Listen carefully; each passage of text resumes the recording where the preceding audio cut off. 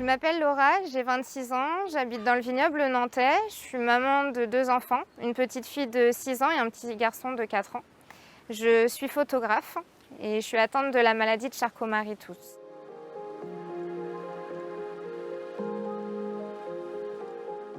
Vu que ma maman était elle-même atteinte de la Charcot-Marie-Tooth, elle m'a toujours fait suivre par les médecins. Elle a toujours été très attentive à mes symptômes. Vers l'âge de mes 7 ans, où mes symptômes ont été de plus en plus importants, c'est là que j'ai reçu des examens plus approfondis qui ont fait tomber le verdict.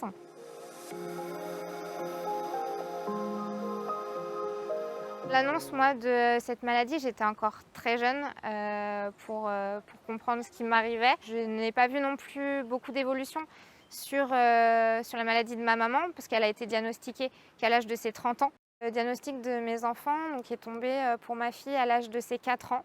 Pareil, vu que j'avais cette pathologie, j'ai toujours été très vigilante. Elle a eu un suivi médical depuis sa naissance.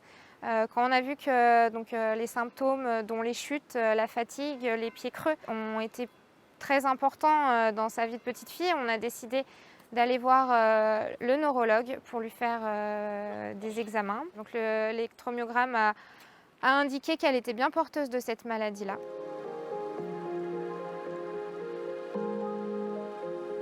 Du coup, dans mon quotidien, je m'adapte au fur et à mesure de mon état de fatigue, de mes capacités. Il y a des jours où je vais être capable de faire énormément de choses, il y a des jours où je vais être capable de rien faire du tout.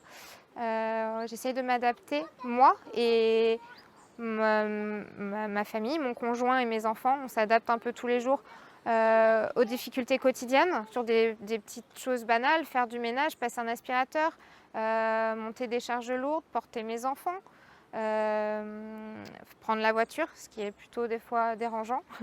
Mais on s'adapte, on essaye de trouver des petits chemins de traverse pour essayer de positiver et puis de réussir à faire les choses. J'ai aussi du soutien involontairement par mes enfants qui sont toujours très positifs et assez inconscients en fait, des difficultés que je vais avoir. Ça fait relativiser énormément. Donc voilà, j'ai beaucoup de soutien, que ça soit physique ou que ça soit un soutien psychologique.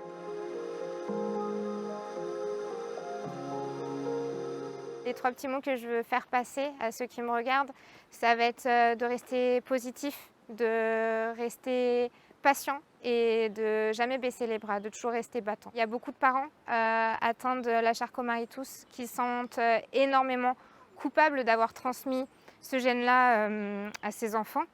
Moi, ça a été plutôt simple dans le sens où j'ai toujours relativisé parce que cette maladie a fait partie de moi. Donc le seul petit message que je veux faire passer, c'est ne culpabilisez pas, la vie est faite comme ça et plutôt rester positif à ça et de les accompagner, ne culpabilisez pas.